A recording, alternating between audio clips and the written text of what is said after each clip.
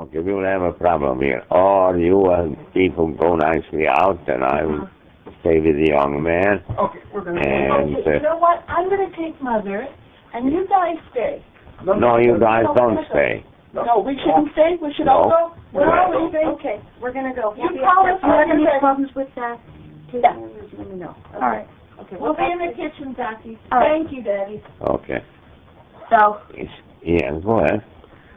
I want to be able to ask you some questions about your life before the war, March your life 12, during the 2008. war, and your life. I sat down with Tony Rowland, my great-grandfather. I'd been to his home in Encino several times over the years, so I remembered that there were a lot of exotic trophies everywhere. Lion's claws on the table, bearskin rug on the floor, antelope heads on the walls. Tony wasn't hunting anymore. You know, a small Slovakian 87, Tony had long since retreated from life. He's now living out his last days in his bed. Why would you want to have an interview with me? Oh, well, I want to interview you because the Holocaust was a very horrible thing, and we need to know exactly what happened. I was 13, just a few weeks after my bar mitzvah, when my studies of history and Judaism had led me to questioning my place as a Jew in the world, which led me, of course, to the Holocaust. I was terrified. When I asked my grandmother if I should reach out to her father, she said that he never really told the story to anyone, but he said yes. For some reason, he had said yes to the nervous request of a 13-year-old he'd only met a few times, and I had no idea why. So, go ahead. So, how old were you when the war broke out again? I was 18. And you were the youngest in a very big family, weren't you? Yes, I was. My parents had 15 children. The same mother and father. I was the 15th. I was the youngest, and now I am the only one who exists. The others, 11 sisters, were murdered by the Germans in Auschwitz, and one brother. The rest afterwards came here, and they died of old age. What was it like growing up in Hungary? Well, I was born at the time it was Czechoslovakia. You want to know the political situation before the deportations. The Jews were not very well handled in Hungary. There was always anti-Semitism there.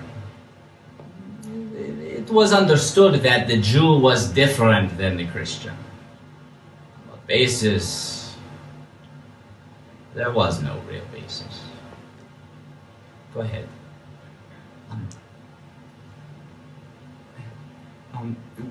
Before the war, did any of you, did anyone in your family, could anyone see what was coming? The Nazis rise to power. Did any of them? Could any of them? Yeah, the Jews who were well read, who listened on the radios, they knew. Then came the time in 1944 when the Germans who were occupying started the deportations, which the Hungarians did, not the Germans. And they gave the Jews to the Germans, who took most of them to Auschwitz. So those who listened on the radios, they knew. They knew that if you go there, then you will be destroyed. Destroyed because you are gassed and burned. So what were you doing in Budapest during the war? I arrived in Budapest in 1944. I was a member of a forced labor camp. Anyway, I said I had enough to be at the camp. I wanted to spend all my time to save Jews. So I belonged to a Zionist organization, which the name was Hashomer Hatzayir. Zionist organizations were really on left, pretty much close to communism in my district. Well, the group tried to provide the Jews with Christian papers and place them somewhere. And usually we placed them as they were bombed out by the Americans from wherever they were. And we tried not only to save Jews, but mostly more communist Gentiles. We handled them the same, right or wrong. I wasn't very much for it. But they tell me, look, do we need places? Why should we not save Jews or communists, for instance, as an exchange? So we, the Zionists, gave false documents to the communists, and the communists gave us places where to hide people. And whenever we could, we were very happy we could save one Jew. That was really a big thing. We saved quite a few.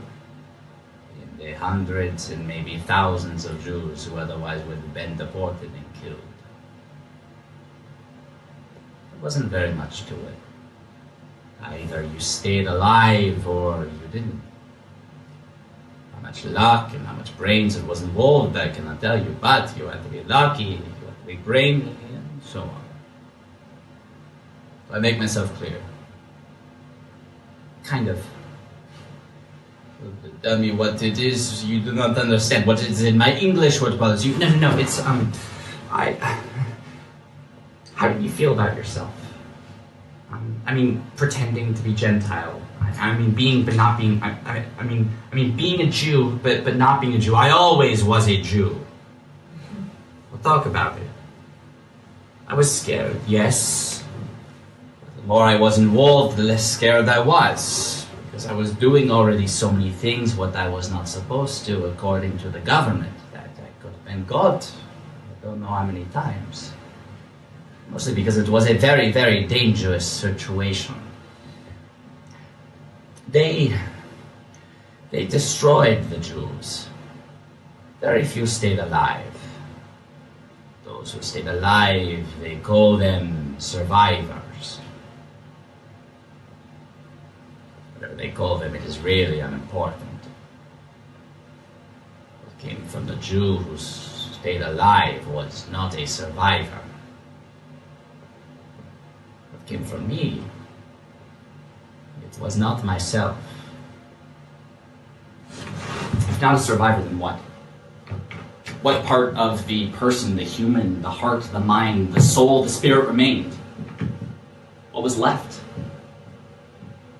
What was it that kept you alive? I fell in love. I fell in love with my Susan during the war. 1941, I was to have a tonsillectomy. So I go to the hospital, Jewish hospital, and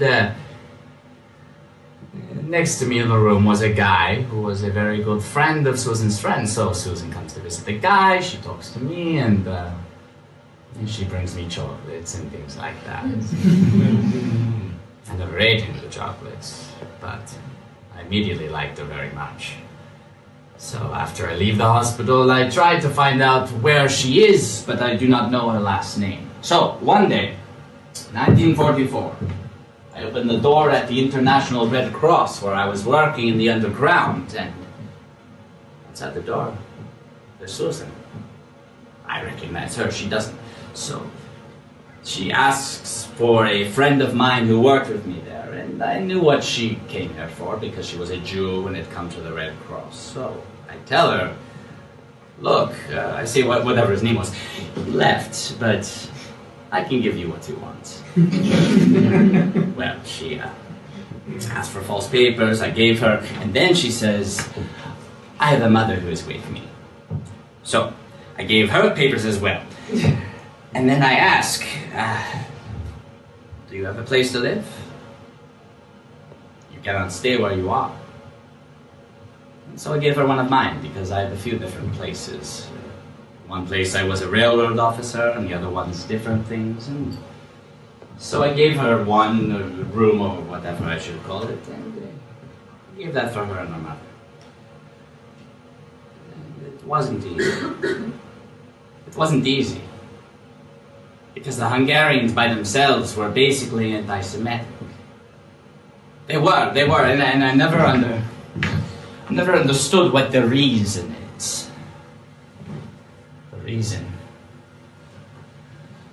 My theory is that they see the Jews like I myself. To the war, I come from France, and I come here, and I become successful. Well, you have a lot of local people who are born here who are not very successful. And so I think that is one reason why the Jews are hated by the Christians. Not all of them, but I would say most of them. Some of them because they really were convinced to hate the Jews. Some of them because they had friends who hated the Jews, so they thought they had to hate the Jews too. It was a terrible, terrible situation. Do I make myself clear? First of all, it was so criminally done, the whole thing, that you forgot you are a human being. The Hungarians, before they started to deport people, they left the Jews alone. Then, later, came the Milos, the Hungarian fascists. They wore an armband with a cross with arrows, so they got the name Cross Arrows. They were worse than the Germans. They just killed people.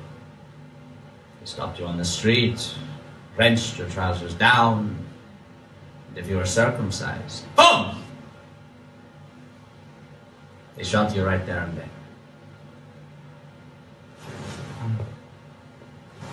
I didn't know that before. Oh, no, I didn't know that people could do something like that. I mean, you always hear about the Germans are so terrible, but then you hear about other people before them, and then you realize that a lot of people can do really horrible things. So, human beings, for me, going through all that pain, have very little value. On television, I'd rather watch animals, beings, because through all that, I don't give very much credit to human beings. Yeah. Thank you a lot for doing this, Tony. I really appreciate it. Anytime you want to, call me. I know I'm short, but I didn't do that for anybody else. I didn't call him. I mean, I called him for family things, sure, but never to ask more about his story. I wasn't ready. I mean, in one conversation, I had been exposed to a side of the world I'd never seen before. As time passed, I never found a way to unsee it. He died a few months later. I wish I had called him before it was too late. But more than that, I wish I could call him now. I have so many questions. Same questions I've been asking since the minute I left the room. What I've learned from my conversation with Tony is that people can really be more horrible than anyone knows. I mean, everybody knows that there were 6 million Jews that died, but I mean, do they know what happened to those that lived, or do they know about the other places, not just Germany? And I really think that what I learned from Tony is very important. That it's a very important thing that I got to talk to him because, well, our generation needs to know so we can prevent this from happening again. I mean, look at Darfur. Almost more than 500,000 people have died there, and shouldn't we take all steps to prevent another Holocaust? And there could be worse stuff. I mean, we need to know all the stories from the Holocaust survivors so we can stop a new Holocaust. It's really more important that we know how to prevent it than just what happened. So some of the things that he said to me that were important was, well, some of the interesting points he made are these. He said at one point that on television I rather look at animals, beings, because all those things I don't give much credit to human beings. That's something to say that I'm denouncing my own species because of what it did to me. But I mean, he's got the right to do that. And another thing that surprised me was that the Americans, not that many people know all of the things. All they know is that people, like 6 million Jews, died in concentration camps, and it was a tragedy, and that was that. But it's really more important than that. I mean, they know about who died, but do they know about who survived and how most of them would have preferred death? And it's really shocking to know that people have the potential to be so monstrous to other people.